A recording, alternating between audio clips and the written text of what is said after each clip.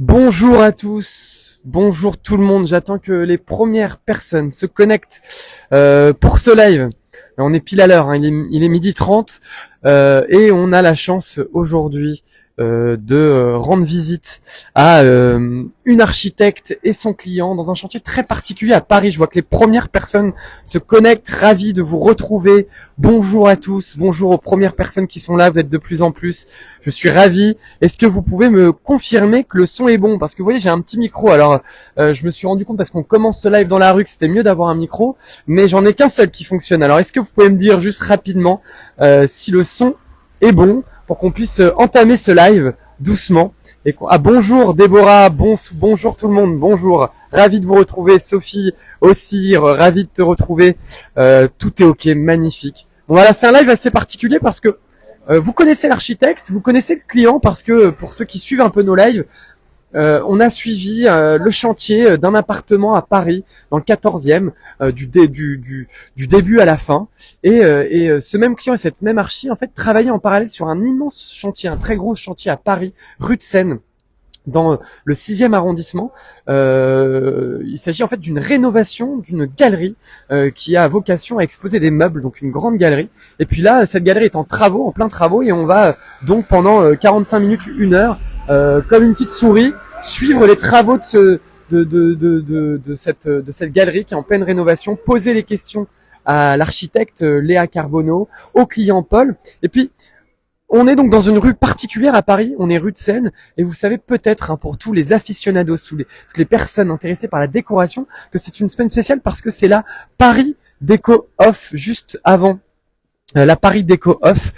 Donc comme on est dans une rue, il y a beaucoup de galeries d'art, beaucoup de galeries de décoration. C'est une rue qui est en mouvement aujourd'hui parce que tout le monde est en train de préparer ses scénographies. Donc je vous montre un petit peu ça, c'était pas prévu, mais vous voyez toutes les galeries devant lesquelles je me trouve, il y en a beaucoup dans la rue, sont toutes en train de préparer leur scénographie pour cette semaine, pour la Paris Déco Off.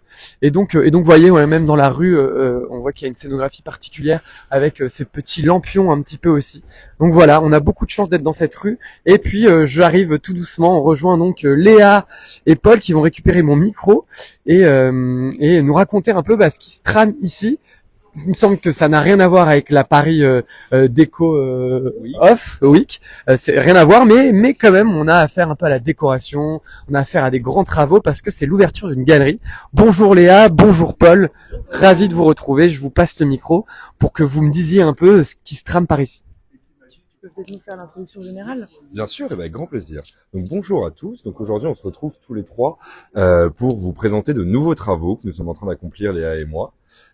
Qui sont les travaux de ma future galerie que j'ai donc avec mon associé Paul Louis. On était déjà venus dans nos locaux avec Cartesia et maintenant on s'installe sur rue de Seine, pas n'importe quelle rue, on a de la chance.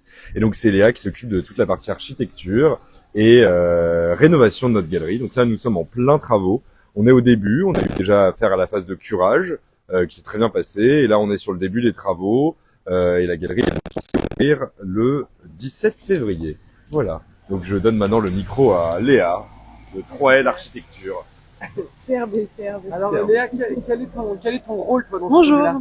Alors mon rôle du coup c'est l'architecte d'intérieur. Vous m'avez déjà vu dans plusieurs lives Cartesia où on avait fait un appartement, donc pour Paul ici présent. Et maintenant on continue ensemble du coup avec ce fidèle client sur la galerie au 30 rue de Seine.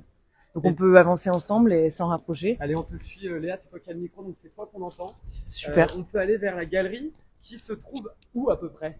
Alors on se trouve au 30 rue de Seine, donc on est dans le 6e arrondissement exactement, dans un quartier assez emblématique des marchands, galeries d'art, galeries de mobilier. Et donc là on est dans une rue, sur un bâtiment qui est en secteur de monuments historiques. Pourquoi? Parce qu'on a plusieurs bâtiments du coup classés monuments historiques, comme celui-ci à côté que vous pouvez voir où il y a la galerie Alain Marcel Poil. C'est ça. Et donc nous voilà ici dans la future galerie au 30 rue de Seine, qui là n'est pas un bâtiment classé, mais une façade qui a été protégée par la ville. Pourquoi ? Parce que ce sont du coup des devantures en menuiserie de bois du XVIIIe siècle, donc on voit toute une devanture, charcuterie avec le 30 encore écrit à la main et des ornements assez anciens. Donc la ville de Paris a décidé de protéger cette devanture et ça fait partie intégrante de notre projet quant à la future façade de la galerie. Et justement, ma question, j'espère que vous voyez tous bien que l'image est bonne et que le son est bon. N'hésitez pas à poser vos questions tout au long du live à Léa et Paul. Moi, ma question, est-ce qu'il va y avoir des travaux ? Est-ce que vous allez directement bouger des choses ? Parce que tu nous dis que c'est protégé par la ville de Paris. Est-ce que vous avez quand même la possibilité, imaginons, de revoir la couleur, de revoir certains petits détails sur cette façade ? Est-ce qu'il y a des choses qui sont prévues sur la façade ? Comment ? Donc justement, on avait cette volonté avec la façade, c'est une volonté qu'on partageait donc avec le propriétaire de l'immeuble, c'était de garder tout l'aspect historique, parce que de toute façon on ne peut pas forcément en changer, mais c'était plutôt lui rendre ses lettres de noblesse de véritablement cette charcuterie de 1910 et en fait revenir sur son moulurage d'origine, sur une couleur un peu plus proche. Bon, évidemment, elle était noire, dorée à la feuille avec du marbre rose, donc on va pas forcément faire ça. Elle devait être une charcuterie qui cartonnait à l'époque. Mais en tout cas, on a envie de se rapprocher, notamment dans le moulurage et dans la couleur, de ce qui était à l'origine. Et donc c'est là où Léa nous a proposé un projet dont elle va vous parler tout de suite. Super. Merci Paul.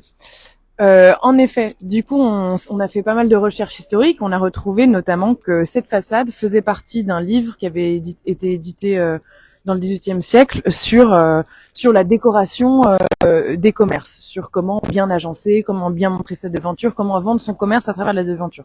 Donc on s'est appuyé sur cette lithographie-là et on s'est rendu compte, du coup, comme Paul le disait, qu'il y avait un contraste beaucoup plus fort dans les couleurs. Elle était presque noire et moulurée à la feuille dorée. On va pas retourner dans du noir, ça aurait été compliqué avec l'accord de la BF, etc. Mais on va aller dans des nuances beaucoup plus foncées avec un gris presque anthracite et avec les baguettes qu'on voit ici qui là, à travers les multiples travaux, se retrouvent finalement à être un peu de la même couleur que le reste de la façade. Et on va venir mettre des baguettes à peine plus claires pour retrouver un contraste.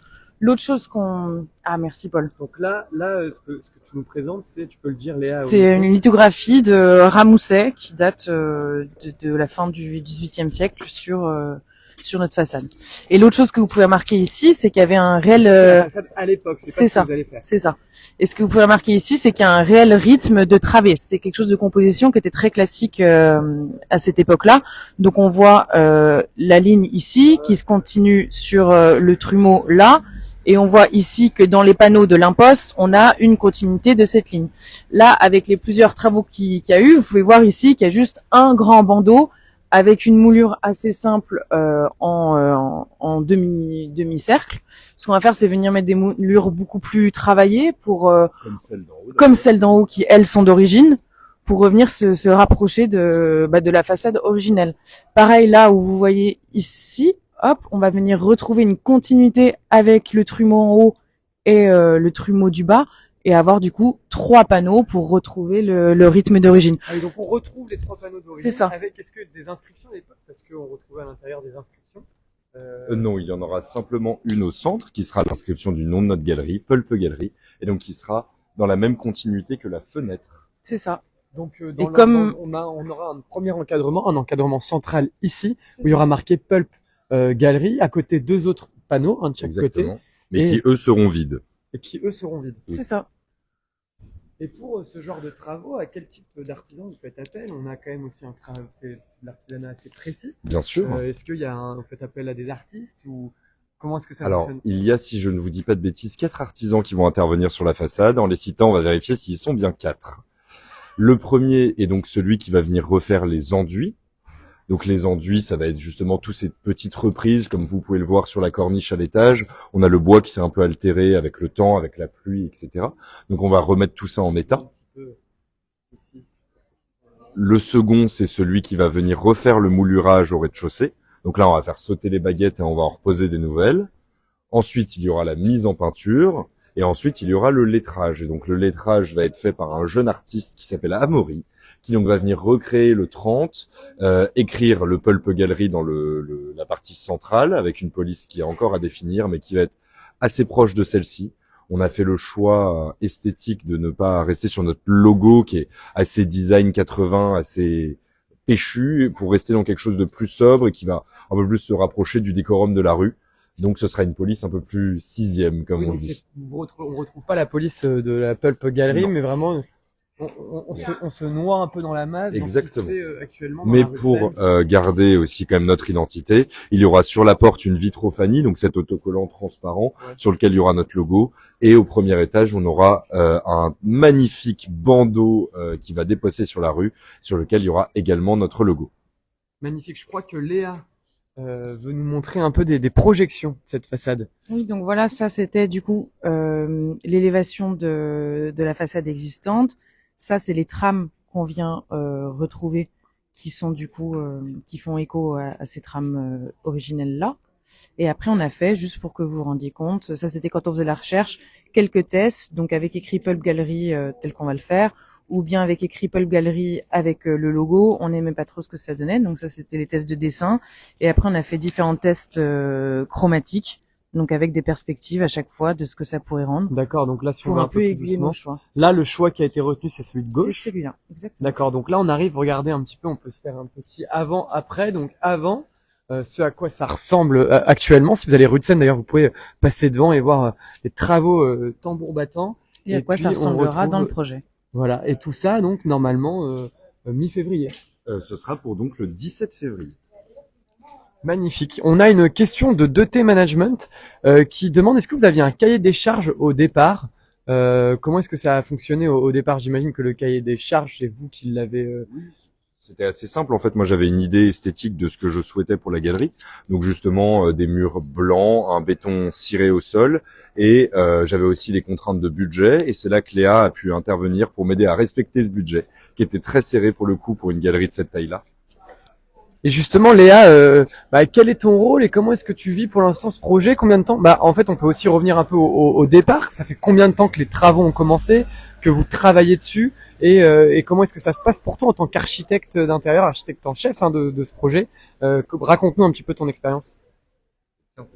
Exactement, c'était le 15 décembre, on s'en rappelle très bien parce qu'on n'était pas sûr d'avoir le 15 décembre ou le 1er janvier et justement vu qu'on est dans des délais très très serrés, parce que c'est tout à fait logique en prenant une galerie de cette ampleur, on peut pas se permettre de faire 6 mois de travaux parce que c'est du temps où tu veux pouvoir avoir ta vitrine effective et sur rue.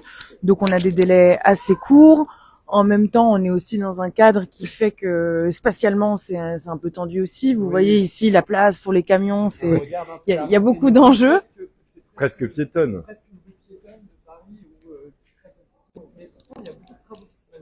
Il y a beaucoup de travaux, ouais. Je sais pas pourquoi. Bah non, c'est ce que j'étais en train de dire. Je l'ai pas dit. Je m'entends pas, mais je disais que vous voyez la rue, c'est une rue qui est presque piétonne et donc c'est pas évident de s'y retrouver quand on fait des travaux. C'est ça. Et donc en délai, on est assez court aussi. Du coup, il y a tout un travail de phasage des travaux, de planning. Vraiment, on a des plannings Excel énormissimes pour être bien sûr que cette personne va commencer à ce moment-là, mais du coup, elle va pas pouvoir libérer l'espace à ce moment-là. Donc, on va la faire travailler d'abord au premier étage et un peu de les faire travailler en déphasé pour faire en sorte que que les travaux avancent au maximum pour la date, quoi. On a une question de Sam Designer 31 qui dit bonjour, la galerie est-elle considérée comme un ERP au niveau des normes? Merci beaucoup. Très bonne question, Samy. Exactement. Et donc, c'est un ERP, donc un établissement recevant du public de 5e catégorie. Donc, ça veut dire moins de 200 personnes. Donc, on a toutes les normes SSI, etc., qui s'appliquent à un ERP 5e catégorie. Voilà. Et finalement, il y a des contraintes qui vont avec tout ça, mais on est très heureux de recevoir du public, donc on est très content de les respecter. Voilà. Ok, très bien. Je pense que c'est l'occasion et que pour toutes les personnes qui nous suivent, vous avez peut-être envie d'aller voir à l'intérieur parce que on ne devine pas là comme ça, mais c'est vrai que c'est assez gigantesque. Il y a beaucoup d'espace, c'est assez profond même. Et puis je pense qu'il y a plein de petites anecdotes aussi après, avec notamment suite au curage. Je sais que toi, tu as activement travaillé sur ce curage-là, de la découverte, de la profondeur et de l'espace gagné. Donc, on peut tranquillement aller à l'intérieur et voir à quoi ça ressemble et où est-ce que ça en est. Attention, c'est en chantier là. Chantier. Hop, on va enlever doucement le micro et vous allez me dire dans 2 secondes si le son fonctionne bien. Très bien, très bien. Alors, est-ce que vous m'entendez bien? Ça se trouve, plus personne m'entend là. Tac. On est donc à l'intérieur du chantier, de la galerie, en plein travaux. Donc là, où est-ce qu'on se trouve? Comment va être imaginé cet espace? Comment est-ce qu'on peut se repérer un peu pour toutes les personnes qui nous suivent à distance? Comment est-ce qu'on peut expliquer cet espace-là? Donc là, on est dans l'entrée de la galerie, on vient de passer le pas de la porte, donc on va être dans ce qu'on a appelé, en tout cas dans les plans de Léa, le salon 1. Et donc c'est la première partie de la galerie, c'est là où les pièces principales vont être mises, c'est ce qu'on appellerait d'ailleurs la vitrine finalement, jusqu'à ce rideau, on est dans la partie qui va être vraiment la vitrine. Donc là, on a ce rideau de fortune tout en bâche, mais donc dans ce premier espace qui fait à peu près 15-20 mètres carrés. Non, moi je compte ce premier espace comme jusqu'à l'escalier. Jusqu'à l'escalier. Oui. Et donc ça sera un espace qui fait 40-50, quelque chose comme ça. Oui. 60 mètres carrés. Alors. Là, on a 60 mètres carrés. Ce sera un peu le premier espace d'accueil où il y aura les pièces phares. Ça sera un peu l'espace d'exposition principal. Ce sera l'espace d'appel. L'espace d'appel. Les gens passent dans la rue, voient les premières pièces. Donc c'est un espace qui va être fait avec donc cette trame qu'a choisi Léa de murs curés, murs enduits. Donc sur cette partie-là, on va avoir des murs blancs et aussi des murs laissés à nu.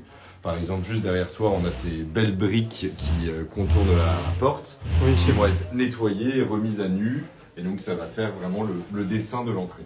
En fait, si on explique un peu la logique qu'on a eue, c'était à la fois une logique éthique et morale. Nous, moi, ce que j'aime bien faire, ce qu'on a fait à l'appartement de Paul d'ailleurs, c'était, j'en ai déjà beaucoup parlé, refaire sortir l'existant et les qualités intrinsèques du bâtiment, que ce soit leurs matériaux, que ce soit leur histoire, etc. Donc là, ce qu'on a voulu faire, c'est curer au maximum. Et Paul va vous raconter, on a eu beaucoup de découvertes curage pour refaire sortir, du coup, des poutres. Là, on ne la voit pas très bien, mais c'est là-bas des poutres en bois d'origine. On voit ici.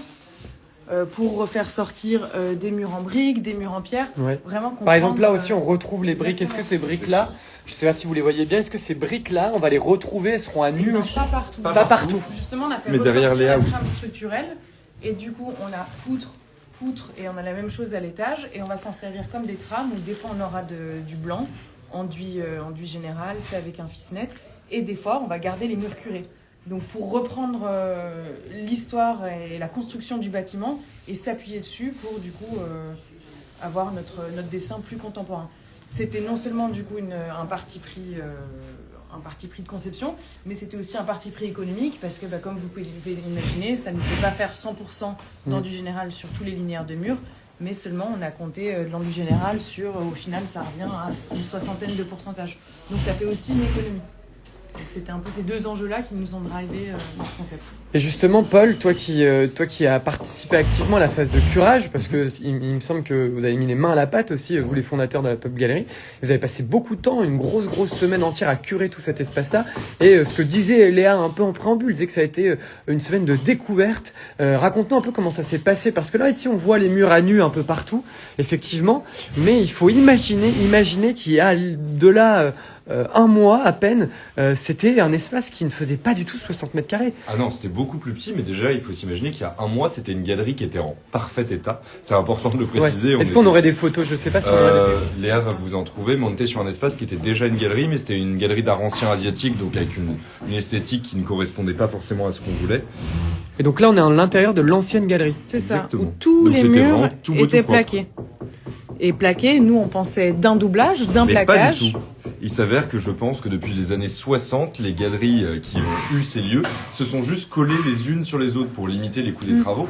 Et donc ce qui était assez drôle, c'est que quand on a enlevé le plaquage de la première galerie, eh ben on a eu accès au plaquage de la seconde. Et en enlevant la seconde, il y a eu la troisième. Et il y avait même justement tout le câblage électrique il y a 3 galeries. Ils s'étaient même pas donné la peine d'enlever les prises ou les câbles. Et donc c'était couche sur couche sur couche avec la plomberie d'avant, de la plomberie d'avant, etc.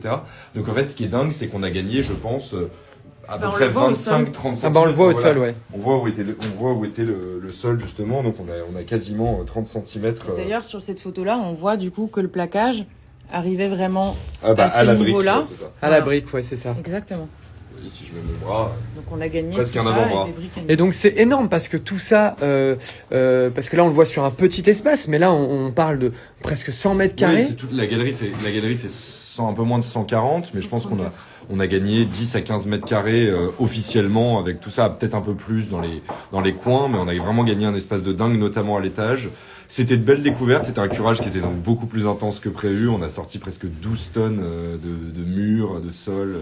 Enfin, c'était assez intense, mais en même temps que de belles découvertes qui avaient été faites à mon sens sur les anciens locataires à l'économie. Ouais.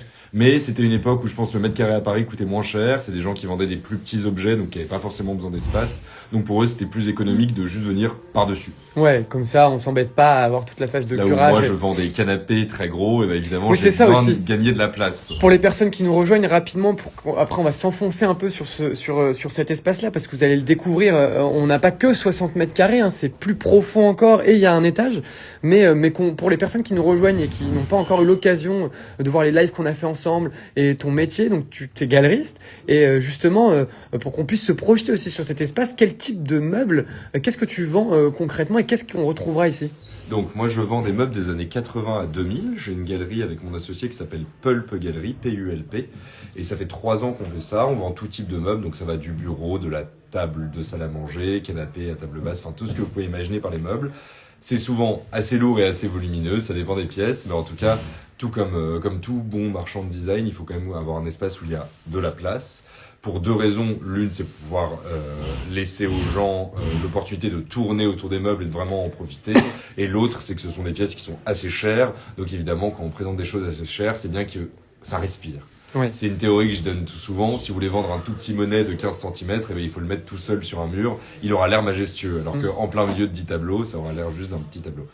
Exactement. Et du coup, on arrive sur cet espace-là avec l'architecte en chef Léa qui va, je pense que doucement va pouvoir aller un peu s'enfoncer dans cet immense chantier et que tu nous racontes un peu justement où est-ce que ça en est. Je vois l'escalier aussi, peut-être qu'on peut en parler. Je crois que tu voulais nous en dire quelques mots. Ce qu'on aimerait peut-être dire aussi, c'est qu'au-delà des... On est en gros contre-jour. Gros contre-jour. Au-delà des surfaces gagnées, certes, il y a ça, mais il y a aussi, on a gagné une sorte de cachet on a travaillé pour aller avec l'esthétique aussi de l'Apple Gallery. Ce mur-ci, par exemple, donc jusqu'à la partie où l'enduit s'arrête, va rester curé et donc en briques. Magnifique. Et ce sera très beau, si je peux me permettre, vous êtes pas mal de meubles que vous présentez, ce sont des meubles des années 80 qui ont Très un design brut. assez lisse, assez presque, je dirais, hygiéniste, très lisse, avec beaucoup de plastique, avec beaucoup de métal. Et quand j'ai pensé la conception du projet, je me suis aussi dit que ce serait intéressant du coup de retrouver des matériaux comme de la brique, comme notre chape qui ne sera pas une chape cirée complètement uniforme, mais qui aura des sortes de petites formes organiques, exactement, pour venir contraster du coup avec les objets pour qu'eux puissent ressortir et qu'ils ne soient pas noyés dans un ensemble complètement lisse et blanc. On voulait pas C'est faire assez un white cube. intéressant ce qu'a proposé Léa pour le sol, parce qu'au départ on pensait à un béton ciré, et évidemment pour des contraintes de budget ça ne fonctionnait pas, et finalement il y avait un rendu qu'on préférait, dont Léa va vous parler tout de suite. Quel est le rendu de ce sol-là? En fait, on avait fait, si vous vous rappelez, dans l'appartement de Paul, une chape en béton ciré. C'est vrai que c'était très lisse, très uniforme. Et là, comme on vous l'expliquait avec les... En plus, c'est très cher. C'est plutôt de 120 € le mètre carré, pour être honnête. Nous, on voulait pas mettre ce budget aussi conséquent dans juste les sols, parce qu'il y a aussi plein d'autres choses qu'on voulait faire. Et donc, on a trouvé avec notre artisan une chape de ragréage autolissante. Donc, c'est une chape de ragréage très fine qui va venir entre 5 mm et 1 cm pour que le sol soit complètement de niveau et qui s'autolisse avec la gravité. Après, elle vient être simplement vernie. Et donc, et quelle est la différence visuelle? Il y en a une flagrante? Oui, en fait, là où un béton ciré, déjà le rendu va être un peu plus brillant, et il y a aussi cette différence des mouvements de la matière. Vous voyez, un béton ciré. Dans le ragréage, il y aura plus de mouvements. Il y aura plus de mouvements, de teintes plus foncées, plus claires, en fait, il y aura plus d'imperfections d'une certaine manière. Là, ce qu'on utilise, c'est presque des méthodes qui peuvent s'utiliser dans un parking, par exemple, vous voyez. Et en fait, donc, c'est un peu moins cher et c'est aussi un peu moins neutre visuellement, mais c'est ce qu'on voulait. Nous, on voulait, vu que l'espace est très grand, c'était chouette d'avoir un peu toutes ces ondulations de la matière. Mais justement, on parlait de 120 € du mètre carré pour du béton. Ah oui, ça, magnifique. C'est des échantillons que l'artisan avec qui on travaille a fait dans un autre appartement. Donc ça, c'est du ragréage. C'est ça. Et vous voyez, ça, c'est 4 photos à différents endroits. Là, on a des petites taches blanches. Là, on a une sorte de... Et ces imperfections vous plaisent? Et c'est combien au mètre carré comparé justement à une dalle de béton j'ai plus le devis exactement en tête. Parce qu'on parlait de 120 €, mais du coup, là, il y a quand même aussi un avantage financier, puisque c'est un peu plus brut, j'ai envie de dire, moins léché comme finition. Et il y a une vraie différence de prix? Oui, il y a une vraie différence de prix. C'est intéressant de savoir qu'il y a une vraie... Et quelle est-elle? Après, les devis peuvent varier. Je crois Là, que dans c'était le une cadre du quarantaine projet, d'euros de moins au mètre carré. c'était autour de 60 euros le mètre carré. Au lieu Oui, de 120, donc c'est au lieu de 120 simple, avec cette idée, avec parce un rendu qui nous plaît même avec plus. un donc, rendu qui vous plaît plus et qui met un peu plus en valeur vos meubles. Et c'est ça aussi l'intérêt. Je pense que toi, en tant qu'archi, il y a toute ta réflexion qui va évidemment sur le lieu, parce que je sais que toi t'aimes justement redonner un peu ces lettres de noblesse à un lieu, trouver l'existant, l'histoire du lieu. Mais là, il y a une autre contrainte, c'est aussi comment est-ce que ce lieu va être utilisé et comment est-ce que tu composes avec ça. Exact. Très bien. Et ben justement, je pense qu'on peut se retourner et parler de cet escalier qui est une des pièces centrales. Oui, Oui. qui nous fait un peu peur parce qu'on n'a pas encore validé pour l'instant le devis de notre escalier, mais en tout cas on a un nouvel escalier en métal qui va venir être posé le 9 janvier si tout va bien. Non, j'attends, si vous nous entendez, envoyez le devis. Ah oui, donc Et là, c'est voilà, il y a un petit stress au niveau du. Il y a un stress dans le sens où la commande de métal n'a pas été encore faite, donc évidemment on a peur pour les délais parce qu'il nous reste assez peu de temps. Et c'est une pièce qui a quand même un gros usinage. C'est une pièce qui est très lourde. L'escalier fait 1,3 tonne face à un escalier ancien. Il va qui être fait remonté en 500 une kilos. pièce. Non, je crois qu'il arrive en plein de petits morceaux. Ils peuvent pas. Ouais. Parce que c'est trop lourd, parce que ça se fait pas comme ça. Et ce qui va se faire, du coup, c'est que tout va être préparé en atelier. Il y a à peu près une semaine de travail en atelier. Et ils vont pré-plier, pré-souder des pièces. Et après, ils vont venir ici et faire la soudure sur place. En théorie, ça va être 3 marches par 3 marches. Par exemple, les limons des escaliers, c'est-à-dire ce qui porte l'escalier sur les côtés. Vous voyez les deux côtés qu'il y a à chaque fois. Ça va être peut-être fait en atelier. Après, ils vont venir, ils vont poser les limons ici, etc.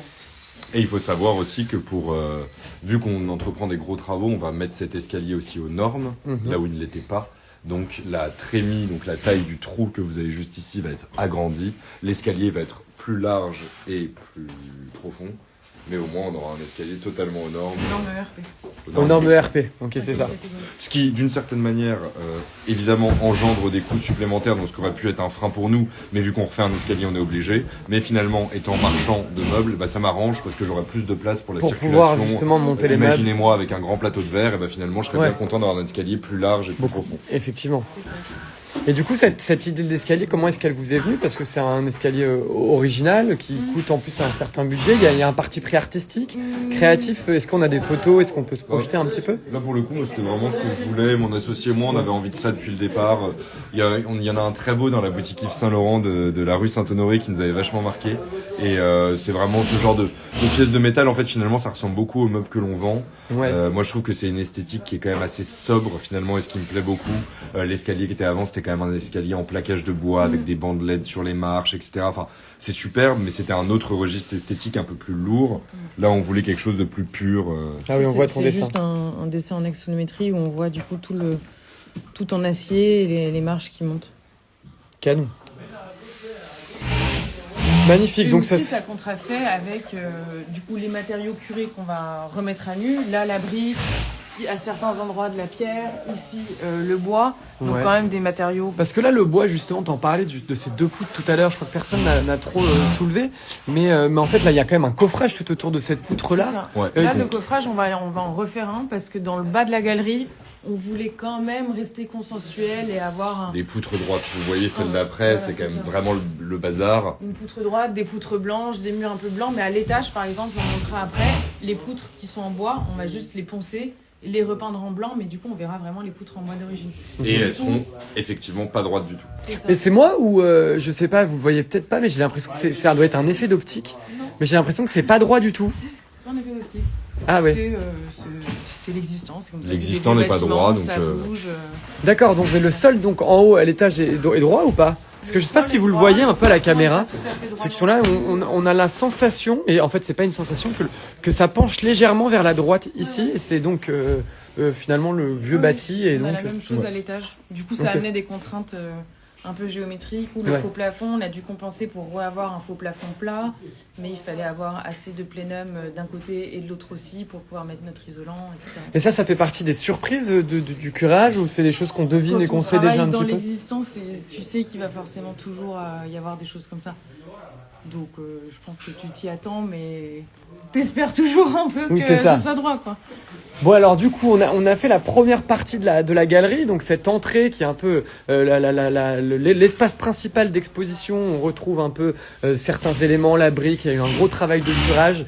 Et puis on arrive dans la deuxième partie. Est-ce que vous pouvez nous raconter un petit peu ce qui va se passer ici? Donc c'est assez profond, hein. Il y a encore là combien de mètres carrés? Presque la même superficie qu'à l'entrée de l'autre.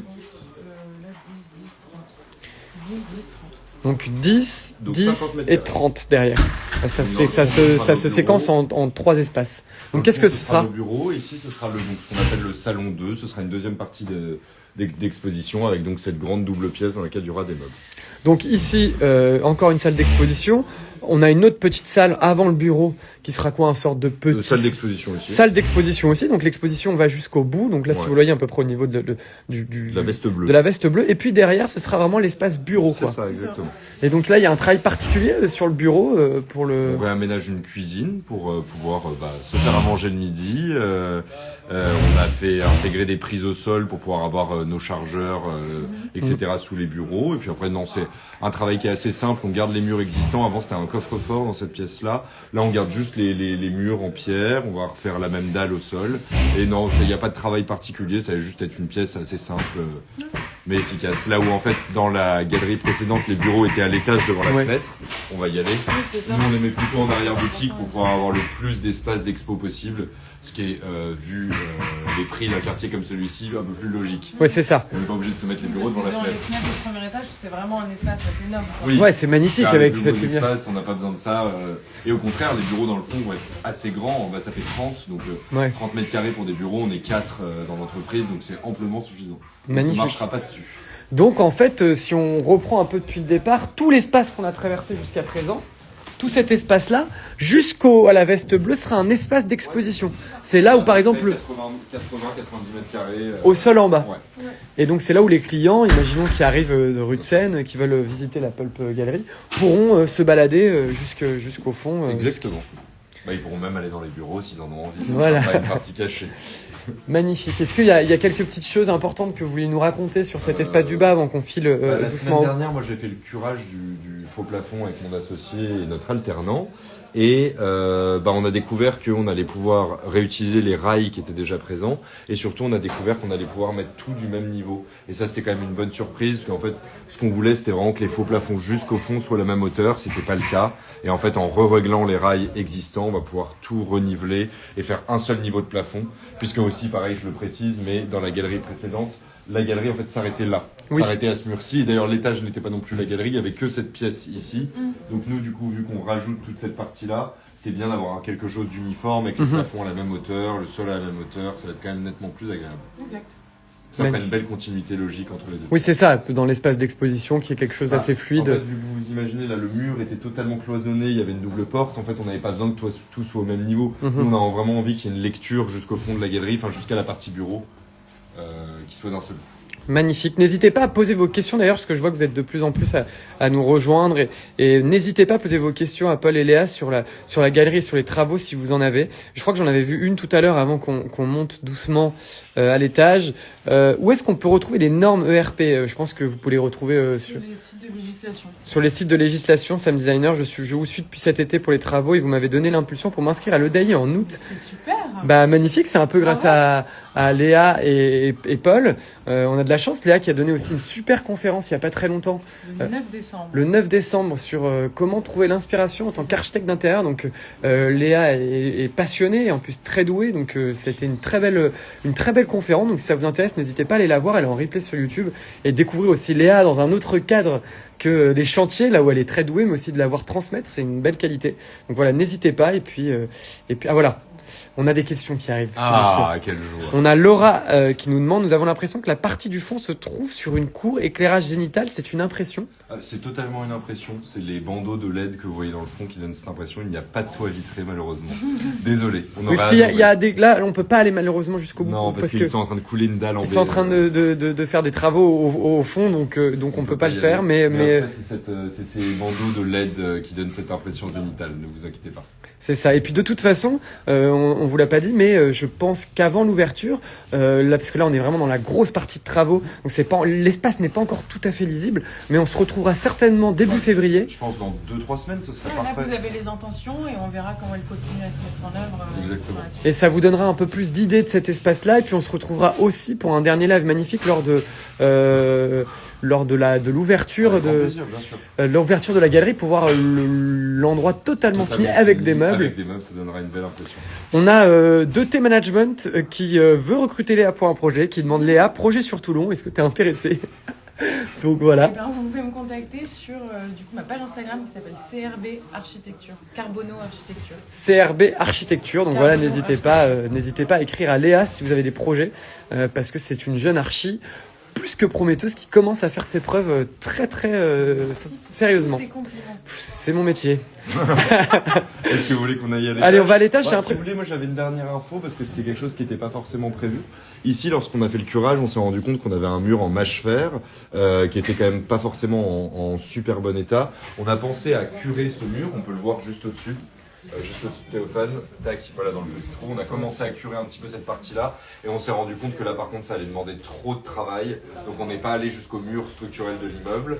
Et pour des raisons de coût, là où la plupart de la galerie va être faite avec des enduits, et ben on va justement faire un BA13 sur ce mur-là. Et le BA13, ça va permettre quand même d'avoir un petit écart entre le mur et la plaque de BA13 pour une circulation de l'air et empêcher tout problème d'humidité. Et ça va surtout aller beaucoup plus vite qu'un enduit Oui, général. Parce exactement. qu'un enduit général, vous verrez, ils sont en train de les faire là-haut.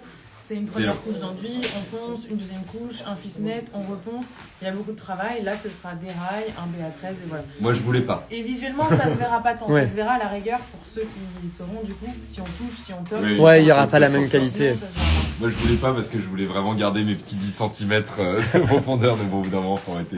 Oui, parce que là vous avez déjà On beaucoup. a déjà de la place, ça va, tout va bien. C'est quoi le mâche-fer, Léa. Léa? Le mâche-fer, c'est du coup un matériau qui était plutôt utilisé au XXe siècle pour faire de la cloison pas forcément porteuse, mais qui l'est un petit peu. Et du coup, c'est un mix de résidus de sidérurgie, C'est des déchets. En fait. des déchets sidérurgiques exactement, donc des bouts d'IPN, des bouts de métal mélangés avec du ciment et donc qui donne ça. le mâche-fer. Ouais, en fait, il y a un côté au toucher. On a l'impression visuellement que c'est du béton tout et en fait. noir, là, en fait, le mâche-fer, ça se reconnaît facilement parce que du coup, il y a beaucoup de noirs qui sont issus du métal. Du coup. Donc vous l'entendez peut-être, mais vous le verrez, comme disait Léa et Paul, au toucher, on sent la différence en fait. Il y en a beaucoup, Ouais. par exemple, dans la région bordelaise. Voilà. Oui, à Bordeaux, c'était une habitude, c'était assez Il habituel. doit avoir tellement déchets de fer. On va monter. À peine de bruit. Ouais, alors par contre, ouais, je vous préviens, on va monter, mais c'est en Il y a des travaux en gens haut. qui travaillent. Il y a des gens qui travaillent, donc on n'entendra peut-être pas tout, donc il va falloir tendre l'oreille. Je vais essayer de me rapprocher le plus possible de Paul et Léa. Mais on est en plein chantier. Donc là, on prend l'escalier, qui sera donc bientôt un nouvel escalier aux normes ERP. Et puis nous voilà dans cette magnifique pièce, hein, pour moi l'une des pièces les plus impressionnantes et jolies. Pourquoi ? Parce qu'on a la lumière du jour et ce grand miroir qui vous allez garder, il me semble. Ouais. Ce qui fait qu'on a une très très jolie lumière naturellement. Peut-être ici, on verra Ouais, mieux. hop. Donc ici on a petit coin. C'est l'ancienne partie cuisine et le toilette. Donc on va garder le toilette qui va rester à sa place. Et la partie cuisine, comme je vous l'ai dit, va être déplacée dans nos bureaux. Donc ici, ce sera une sorte de penderie pour mettre les manteaux de nos clients. Voilà. Voilà, et puis là on se retourne et on est sur ce magnifique espace, sur ce magnifique espace. Et donc avant, on avait plein de niveaux de faux plafond, super bas, même en coupe, on avait le faux plafond qui passait devant les fenêtres, donc Ah ouais. on perdait la lumière parce qu'on ne voyait pas toute la hauteur des fenêtres. Là, en ce moment, on a essayé de réfléchir pour avoir du coup le faux plafond qui remontait au maximum et pour faire ressortir nos fameuses trames dont on parle tout le temps. Donc là, on voit une poutre en bois ici avec son petit appui en pierre, la deuxième là. Et du coup, on a le faux plafond entre les deux poutres qui est un peu plus bas. Entre nous, c'est aussi parce qu'on avait un IPN de renfort qui passait au milieu et qu'on a voulu cacher pour juste avoir les deux poutres en bois. Entre cette trame, du coup, notre trame centrale, on va rester en curé. Et dans la trame ici et la trame là, on a le faux plafond un peu plus haut pour vraiment marquer ce séquençage. Et là, du coup, dans la trame première première ici et la troisième, on aura les murs blancs en du général. Donc, on vient aussi refaire sortir l'histoire et retrouver une sorte de symétrie à cet espace en le séquençant. Donc à chaque fois, si j'ai bien compris, parce que c'était rapide, mais on a cette partie-là ici qu'on voit centrale qui sera en béton visible, comme Curé on voit. comme, exactement Curé comme ça. ça va être nettoyé. En un face, peu- ça répondra aussi. Exactement. On aura la même chose. Et là, des deux côtés, on voit les enduits qui ont Ouais, commencé. tu vois l'enduit qui a commencé. Donc là, Et- enduit général. Enduit général, curage, enduit général, et donc. D'accord, ok. Et oui, là, si tu regardes les deux, tu commences à voir le 1, 2, 3. Ouais, on voit le Blanc, curé, blanc. Du coup, les faux plafonds sont toujours blancs. Et entre, ce qui marque les trois espaces, c'est du coup... C'est les poutres. C'est poutres, Les exactement. poutres qu'on voit là, donc la une ici et l'une juste ici. Paul est en train d'admirer les travaux, l'avancée des travaux. Justement, reparlons de curage aussi. Ici, plein de grosses surprises aussi lors du curage à cet espace-là, notamment sur la hauteur de plafond, il me semble. Plafond, l'ancien locataire avait du coup voulu masquer les poutres. Donc on était vraiment bien en dessous des poutres. On a gagné une hauteur de dingue, on a quasiment gagné 50 cm de hauteur sous plafond, donc c'est génial. Et pareil pour les murs, ils arrivaient un petit peu plus loin, à peu près ici. Donc là on a gagné une profondeur C'est fou. sensationnelle. Donc c'est pareil, ici on gagne énormément de mètres carrés, encore une très, fois. Très agréable. Et cette pièce, vraiment, c'est là où on a gagné le plus d'espace, ça va être la plus agréable. Ici, regardez, c'était avant, donc on voyait que c'était très... Donc là, attends, qu'on explique là, bien. tu regardes le miroir, donc tu regardes derrière nous en ce moment. Voilà, là, donc Et en je gros, là, il y a le regardais ça, miroir. Et donc, Exactement. et là, on Et retrouve ça, c'est le l'escalier. garde-corps de l'escalier. Donc il y avait des bibliothèques partout. En vrai, vous avez fait un vrai travail de curage. Des bibliothèques partout. Et ça, regardez, c'est les fenêtres qu'on a au fond là. Et on le voit. Et donc ça, c'était encloisonné. On voit d'ailleurs qu'il y avait leur bureau. C'était un peu fermé. Nous, on a voulu rouvrir pour que ce soit un espace d'exposition. Et donc le faux plafond là, qui était plus bas. Et nous, on a tout fait beaucoup plus haut. Là, d'ailleurs, vous pouvez voir, ils ont posé du coup les rails, la laine de roche. Donc, on a une laine de roche 10 mm pour bien isoler acoustiquement avec l'appartement du dessus. Ouais. Et ils sont en train de poser les BA13, du coup, qui sont des BA13. Ouais, là, on est en plein. C'est Des BA13 acoustiques pour, encore une fois, améliorer l'acoustique. Parce que c'est vrai que dans des galeries comme ça, où on n'a pas forcément de tissu, pas forcément de tapis ou quoi, et que c'est quand même des surfaces très lisses, ça peut avoir tendance à résonner. Donc ça va être aussi bien pour nous, notre acoustique. Et là, on voit que les BA13 vont arriver du coup pile à fleur des fenêtres. Oui, donc là, on voit les premiers Béatrices qui ont été posés. C'est ça. Et donc ici, bon, on se rapproche un petit peu, mais c'est vraiment chantier qui arrive vraiment, sont posés au ras des fenêtres. Au ras des fenêtres. Et on a une question de Camille qui dit, est-ce que vous soupçonniez ce gain de hauteur sous plafond au moment d'acheter ou c'était une surprise totale? Non, on s'en doutait parce qu'en fait, la galerie auparavant, il y avait 3 niveaux de faux plafond. Donc au niveau des fenêtres, on était à la même hauteur que maintenant, à champ. Ensuite, on démarrait une première marche entre ces deux-là. 10 cm, après ça descendait de fond. Et après, ça redescendait. Donc vu qu'il y avait 3 étages, on s'était dit, c'est sûr que que tout est en fait au niveau de celui-là. Et en fait, c'était encore plus haut que le niveau des fenêtres. C'est dingue. Donc on le soupçonnait totalement. Oui, mais c'était quand même une bonne surprise parce qu'il y a le soupçon et la réalité. Et après, il y a toujours ce que tu peux faire. Comme vous avez vu en bas où rien n'était plan, c'était très compliqué à un moment de trouver un dessin qui permettait de faire ressortir les poutres comme ça. Parce que d'un côté, ça se dessine. Mais... On a une question de Nicolas Vailloula qui demande c'est quoi le BA13 avec plus de... Il y a BA13, je sais même pas. C'est une feuille de placo qui mesure 13 mm. Et donc cette feuille de placo, c'est ce qui permet de constituer des murs, pas forcément solides, c'est juste disons du plâtre pressé dans une feuille. Et il en existe plusieurs, le BA13 étant le plus connu, qui fait 13 mm. Il y a aussi des BA10 si vous voulez, des BA18. Et la particularité de ce BA13, c'est que ça coûte pas très cher et que c'est très résistant, parce qu'en fait c'est une feuille de plâtre. Donc par exemple quand on fait un enduit, finalement on met du plâtre aussi, mais là c'est déjà des murs de plâtre tout fait, tout lisse, tout beau, tout neuf, tout nickel, dans lesquels on peut. Et c'est glisser, très accrocher. pratique notamment pour les plafonds, les faux plafonds, ce genre de choses. Sur des rails. Que Et tu BA, c'est bord aminci, parce que là où c'est fixé sur les rails, les bords sont amincis pour que du coup... En gros, c'est un matériau de construction qui efficace et qu'on retrouve sur 99% des chantiers de BA13. C'est pour faire les cloisonnements. Mais là, moi, je découvre justement une chose, c'est que le BA13 que vous avez choisi est donc acoustique, et ça, c'est hyper intéressant. Ça devrait presque être utilisé pour tous les travaux, pour le voisinage, ce genre de choses. C'est ce qu'on a mis pour ma salle de bain, par exemple, ici, chez moi. Il y a plusieurs types de BA13. Il y a BA13 basique, il y a BA13 acoustique, il y a BA13 hydrofuge, qui résiste plus à l'eau. Ça, c'est ce qu'on a mis dans ta salle de bain, etc., etc. Et sur cet espace-là qui est magnifique et ici on sera plus dans des bureaux, on est aussi sur un autre espace d'exposition. C'est la même chose. C'est exposition de meubles. Est-ce que par exemple une personne qui passe devant la Pulp Gallery et qui veut visiter la Pulp Gallery aura accès à l'étage? Il aura intérêt à venir à l'étage. Oui, ok. C'est ouvert au public. Ce sera la suite de l'exposition. On a pu déjà mettre les prises au sol. Il y aura un beau lustre en plein milieu, des appliques sur le mur d'en face. Ce sera la continuité de l'exposition. Magnifique. Et justement, là, on retrouve ici la devanture que vous pouvez deviner juste ici, qui est là où il y a le numéro 30, il me semble, directement. Oui, exactement. Là, vous êtes sur le bandeau 30. Ouais, les fenêtres sont toutes sales. Ouais, bon, bah, voilà, c'est les travaux. Et vous allez garder ces murs-ci qui vont être laissés curés, justement. Ouais, donc vous allez les traiter ou quelque chose? On va les nettoyer. Je pense qu'on va mettre un petit traitement pour éviter qu'il y ait de la poussière partout. Ouais. Parce que tous les murs curés, évidemment, s'il n'y a pas un petit lessivage et un petit traitement, évidemment, il y aura de la poussière au bout de 2 jours. Donc, il va y avoir un petit traitement, je ne sais pas exactement comment ça s'appelle, mais qui va permettre qu'il ne soit pas en des... Ça va être nettoyé, quoi, pour pas qu'il... Ouais, j'imagine qu'après, il y a une couche... On met de l'enduit là où il y a des petits trous, mais on... Non, mais tu sais, la couche qu'on utilise sur le mur curé, il y a un truc, un revêtement transparent pour pas que ça fasse de la poussière. C'est pas ça? Bon, bah, il y aura ça, évidemment, parce que sinon on aura une galerie pleine de poussière.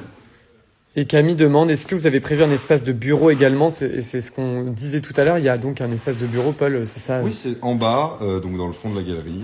Tout au fond, on n'y est pas allé, on pouvait pas y aller. On ira dans le prochain live, c'est promis. Prochain live, on verra aussi l'espace bureau où en fait vos équipes, vous travaillerez au quotidien. Exactement. Magnifique, bah écoutez, je pense qu'on peut finir ce live sur ces belles paroles, sur ce rendez-vous pour le prochain live, sur les gestes de cet artisan, cet espace qui est en pleine transformation, ça va aller très très vite. Merci à vous. Merci à vous. N'hésitez pas s'il y a des questions sur le gong, n'hésitez pas, sinon on va se quitter. Je vous sens tout soucieux en tout cas de l'avancée du plein de questions en direct, c'est ça qui est beau aussi, c'est l'intérêt de ces lives là, c'est de voir comment est-ce que un client, un architecte interagissent aussi sur un chantier, et là je le sens comme des petites interrogations. En tout cas, merci à vous deux de nous avoir ouvert les portes de ce chantier. Merci à vous de nous suivre, on a de la chance, on a hâte de vous retrouver dans quelques semaines pour le prochain live, donc qui sera vraiment en plein travaux encore, mais dans une phase un peu plus agréable peut-être pour la circulation. Ouais, plus agréable, et on aura plus de visibilité sur l'espace. Le reste de l'espace, ce sera quand même plus sympa. Super, bah écoutez, merci beaucoup. C'était très intéressant. Merci, architecte jeune, canon et compétente. Voilà, c'est ce que disent les gens. Super, merci beaucoup. Merci, à bientôt, Léa. Vous avez beaucoup de succès, Léa, aujourd'hui. Merci pour ce live. Merci à toi, Théophane. Merci à vous. Écoutez, je reprends la main. Merci à vous de nous avoir suivis. N'hésitez pas à nous suivre sur Instagram, à regarder les différents lives qu'on a déjà pu faire. Pour information, vous le savez, on est une école d'architecture d'intérieur et de décoration. Donc, si vous êtes intéressé par ces métiers-là, si vous posez des questions, n'hésitez pas à nous contacter, à nous appeler, à prendre rendez-vous avec nous pour qu'on puisse parler, pourquoi pas, de vos projets, de ce vers quoi vous êtes attirés. En tout cas, c'est un plaisir à chaque fois de faire ces lives avec vous. Merci d'être aussi nombreux, de poser vos questions, d'être curieux, et puis on se retrouve très rapidement d'ici 2-3 semaines pour voir l'évolution de ces travaux, et puis un peu plus tard au moment de la livraison du chantier, la réception du chantier, voir à quoi ressemblera l'espace une fois fini avec les meubles. À très bientôt, au revoir.